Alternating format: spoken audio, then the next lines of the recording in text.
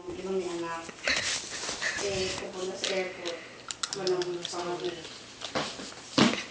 Magandang dalhin yung ganun sa mall kaysa yung mga laki. Kaya nga, kaya kayo nang sana dadali ko. Siguro kasya na siya dyan. Teka lang, malapit na to. Makakaya, gutom na rin ako.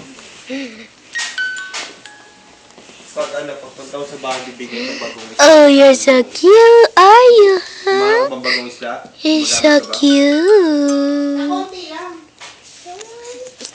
Masyadong marami sila. So cute.